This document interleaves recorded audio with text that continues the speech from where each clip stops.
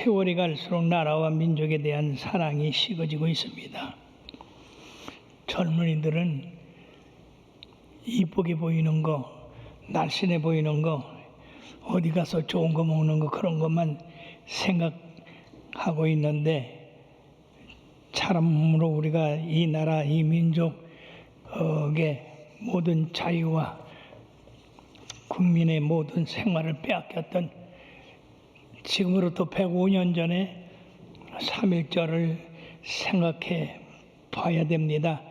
그럴 때 우리의 삶이 절약하게 되고, 그리고 생활의 도를 잘 지키는 그런 시대가 되어야 될 줄 믿습니다. 이 3.1절은 일본의 압제 밑에서 벗어나기 위하여 거국적 독립선언을 해서 만세운동, 애국운동, 자주 독립운동이 바로 이 3.1절 운동이었습니다. 1919년 3월 1일에 대한민국의 서울을 중심으로 해서 시작해서 전국으로 확산된 대규모 시민 항쟁이었습니다. 놀라운 것은 3.1절 민족 대표 33인이 16명이 기독교인이었다는 것은 참으로 우리가 깊이 생각해 봐야 됩니다. 그 당시에 크리스찬의 분포가 심히 적은 상태에서 크리스찬들이 국가에 대한 크나큰 역할을 하고 있었다는 것은 우리가 다시 한번 생각해 봐야 할 일입니다. 이 3.1절이 우리나라에 큰 의미를 가지고 있는 것은 바로 민족 자주 독립을 위해서 우리 온 국민이 만세운동을 했다고 하는 것입니다. 그 당시에 우리가 일본한테 나라를 빼앗기게 된 원인이 있습니다. 우리나라 백성들이 세상에 국가의 흥망성쇠는 생각지도 않고 한 당파에 그저 그 주장만 세우려고 했던 이것이 이 나라를 이렇게 도탄에 빠지게 했던 것입니다. 뿐만 아니라 대원군이 쇄국 정책을 해서 외국의 문물을 받아들이지 못하게 함으로써 그 당시에 프랑스의 선교사 9명과 그리고 8천여 명의 성도가 순교를 당했습니다. 대원군이 국제적인 정세에 눈이 어두워서 쇄국 정책을 함으로 우리나라는 그대로 점점 줄어드는 그런 나라가 됐고, 잘못된 사회 구조가 또 이 나라를 망치게 했는데, 양반, 쌍놈, 그래가지고 노동을 천히 여겨가지고 일하는 사람들을 갖다가 전부 천하게 생각을 했기 때문에 나라에 어떤 부흥이 일어날 수 없었습니다. 데살로니가 후서 3장 10절에는 일하기 싫어하거든 먹지도 말라. 성경은 분명히 우리들에게 근면, 성실, 충성, 사랑, 이러한 일로 인해서 사회와 국가적인 그런 발전에 도움을 시켰는데, 바울이 로마에 갈 때에 복음만 싣고 간 것이 아니라 문명도 싣고 갔다고 그랬습니다. 그것이 서양 문화에 큰 영향을 끼쳐서 서양이 우리보다 훨씬 부흥되는 그러한 역사가 있었는데, 그것이 지금까지도 있습니다. 자, 그럼 두 번째, 3.1운동이 일어나게 된 배경이 뭐냐? 국내 배경은 일본이 만주와 중국, 소련을 지배하기 위해서 우리나라를 발판으로 해서 전쟁을 일으켰습니다.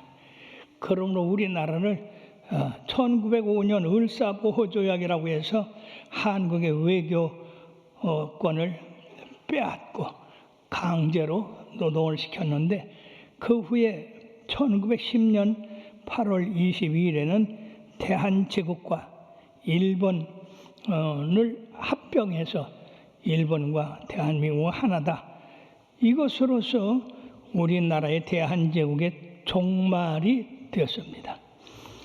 나라를 잃은 슬픔이 많은 애국지사들을 자결하게 했고, 그리고 해외에 독립운동을 하게 했고, 그래서 이 나라를 국치리라고 했습니다. 나라의 치욕된 나라라. 1919년 2월 8일에는 일본에 유학 갔던 한국 학생들이 동경 YMCA에 모여서 한국의 독립을 전면적으로 선포하며 일본이 우리나라의 국토와 주권과 국민의 어를 빼앗는 일은 잘못된 일이라고 선언을 했습니다. 국내적으로는 그렇고 국제적으로 세계 제1차 대전이 끝나고 1918년 11월 1월에 성전국인 영국, 미국, 프랑스의 대표들이 베르사유에 강화조약을 했는데, 그때 윌슨 대통령이 민족 자결주의를 선언했습니다. 어느 민족이든지 자신의 정치적 운명을 스스로 결정하는 권리를 타 민족이 간섭할 수 없다. 즉 약소민족도 스스로 독립해 나가야 된다고 하는 그런 주의입니다. 이것이 우리 민족에 큰 힘을 얻게 해서 우리나라의 독립을 온 세상에 알릴 필요가 있었습니다. 그리고 1919년 3월 1일엔 마치 조선의 마지막 고종이 승하함으로써 지금의 파고다 공원에 모여서 민족대표 33인이 독립선언을 낭독하고 만세 삼천한 우리나라의 3.1운동이 일어나게 됐습니다. 이때에 조선 총독의 공식 기록에 대한민국의 사망자가 7,509명, 구속된 사람이 4만 7천여 명, 약 3개월 동안 전국에서 시위가 발생해서 그 당시에 서울 인구가 약 30만 명 정도였는데 3.1운동을 위해서 일본이 독립만세를 부르는 조선인들을 갖다가 총과 칼로서 무자비하게 사살했는데, 이때 사망한 사람이 1,645명, 그리고 부상자가 46만 5,620명, 그리고 헐리고 불신당한 집이 715채, 교회가 59명이 불탔고 학교가 2개, 그리고 형무소마다 애국지사들이 가득 찼습니다. 특히 수원 제암리 교회의 방화 사건은 참으로 잔인하기 짝이 없습니다. 1919년 4월 15일 2시경에 일본이 제암리에 있는 교인들을 전부 교회로 모이게 해서 30여 명이 모였는데 문을 걸어 잠그고 불을 질러서 전체가 불에 타 죽게 됐습니다. 밖으로 뛰어나오는 사람들은 총칼로 찔러 죽이고, 이래서 이 제암리 교회가 이 세상에서 말로 할 수 없는 그런 잔인한 일로 인해서 30여 명이 순직을 했던 겁니다. 그 후에 일본의 신실한 기독교인들이 이걸 알고 와서 사죄를 하고 사과를 했습니다만 이미 불타 죽은 그 사람들의 영혼을 어떻게 위로할 수 있겠습니까? 그럼 이런 3.1운동의 투사들을, 특히 우리가 잘 아는 유관순 열사가 있습니다. 이분은 1902년에 천안에서 출생해서 기독교 집안에 태어나서 아버지 유중권 씨로 말미암아 구국의 방법과 실력이 신념이 기독교에 바로 있다고 하는 것을 깨닫고 교회를 중심으로 민족운동을 시작했습니다. 이러한 가정적 배경은 유관순을 기독교 가치관을 체념하여 아버지를 따라서 교회에 나가게 되었고, 특히 감리교 신학교 선교사인 앨리스 데스 햄투드 선교사의 추천을 받아서 이화 학당에 공부하게 됐습니다. 이화 학당에 다니던 시기에 바로 이 3.1운동이 일어났던 겁니다. 여기에 학교가 휴고가 되고 나가지 못하자 이 유관순 씨는 3.1운동에 참여하게 되었습니다. 특히 1919년 3월 16일에 전국적인 모든 학교들이 강제로 문을 닫게 되니까 이 휴교를 이용해서 만세운동에 참여하게 되었는데, 특히 이 천안의 아운의 만세운동은 우리나라 독립운동으로 굉장히 유명합니다. 바로 이 만세운동 때문에 유관순 여사의 그 부모님과 또 삼촌 모든 사람이 이때 순교하게 되었고, 그리고 1920년 9월 28일에 유관순 여사도 감옥에서 폭행과 고문으로 세상을 달리하는 그런 비극에 처하게 됐던 겁니다. 그 당시에 이 유관순 여사는 18세 어린 나이에 그녀의 희생은 독립운동이 바로 불을 붙이게 됐는데, 특히 그의 이 어록에 이런 말이 나와 있습니다. 내 손톱이 빠져나가고 내 귀가 잘려나가고 내 손과 다리가 부러지는 고통을 이길 수 있사오나 나라를 잃어버린 그 고통은 견딜 수가 없습니다. 나라에 바칠 몸이 하나밖에 없다는 것이 이 소녀의 유일한 슬픔입니다. 18살 먹은 소녀의 이 나라를 사랑하는 이 말, 지금도 우리 많은 사람들에게 마음을 감동시킵니다.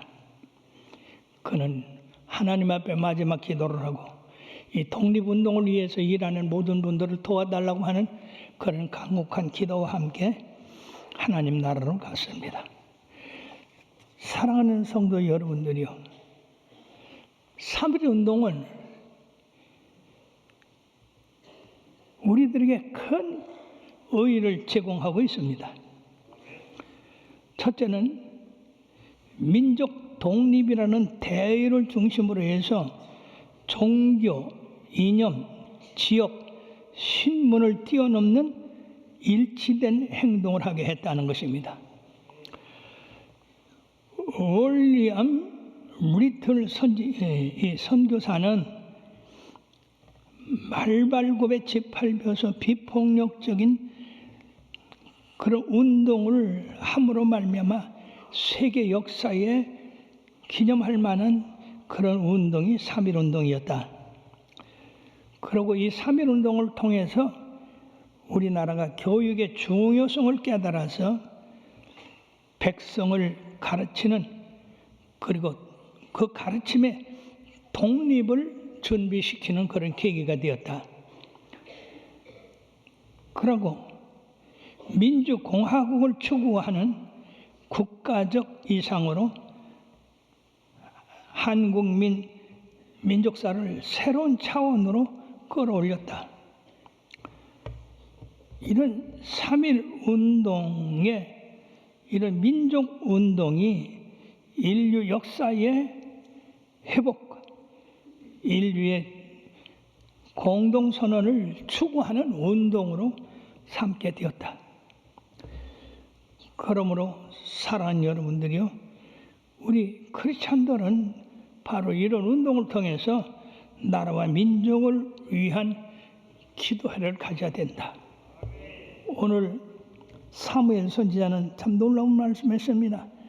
나는 너희를 위하여 기도하기를 쉬는 죄를 여호와 앞에 범하지 아니하고 선하고 의로운 길을 너희에게 가르칠 것이라고 했는데, 기독교인들은 항상 하나님 앞에 기도하는 그런 크리스찬이 되어야 될 것이고, 선하고 올바른 그런 길을 향해 나가는 그런 자녀들이 되어야 되겠다 하는 것입니다.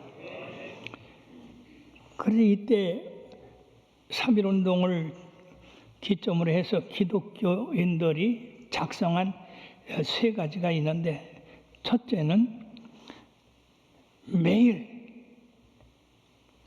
3가지를 기도하는데 하나님 앞에 기도하자. 3시에 기도하자. 두 번째는 주일에는 나라와 민족을 위해서 금식하자. 세 번째는 매일 성경 읽기를 그치지 말자. 오늘날 우리나라의 교회가 이런 끊임없는 선조들의 기도로 말미암아서 부흥되고 발전된 줄 믿습니다. 지금 우리들이 예수를 믿으면서 일본과의 관계, 참 분나고 억울하고 보복하고 싶은 그런 생각이 있어도 지금은 세월이 많이 흘러서 그런 시기는 지냈습니다. 서로 용서하고 용납하고 그리고 사랑하고 이라고 하나님의 뜻을 이루도록 우리들이 노력해야 될 줄 믿습니다. 문제는 남북이 갈려서 지금 이북은 적화통일하는 그런 목표를 삼고 있는데, 우리가 여기에 대해서 잘 대처해서 남북이 평화 통일되는 그런 기도를 해야 될 줄로 믿습니다. 105년 전 3.1 운동이 일어날 때는 남과 북이 하나였었습니다. 갈라지지 않았습니다. 그런데 지금은 이렇게 소련이 이북에 들어와서 김일성을 부추김으로 말미암아 이 나라가 두 쪽이 되고 서로 원수가 되었는데, 이 문제도 하나님의 능력과 권능이 임하시면 아주 쉽게 통일이 될 줄 믿습니다. 뿐만 아니라 지금 세계 정세가 아주 혼란스럽습니다. 이 팔레스타인에서는 이스라엘과 이 하마스가 서로 죽고 죽이는 그런 일을 벌이고, 또 러시아가 또 이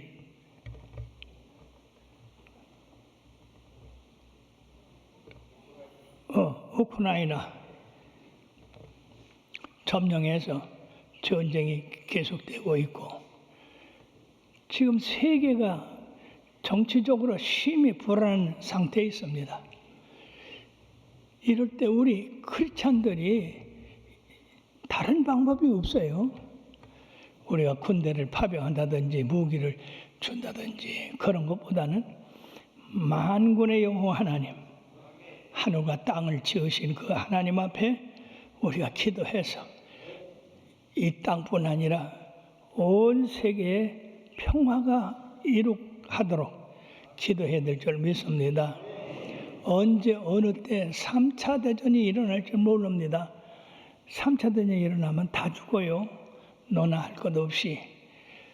그러므로서 이 무서운 전쟁이 일어나지 않도록 우리가 이 땅에 평화가 임하도록 늘 기도해야 됩니다.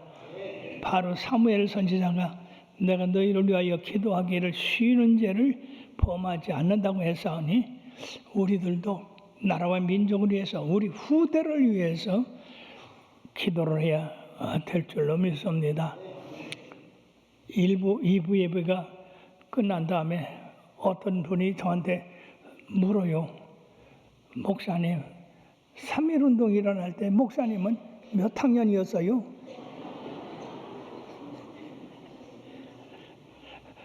몇 살이었었어요? 여러분들 대답해 봐요.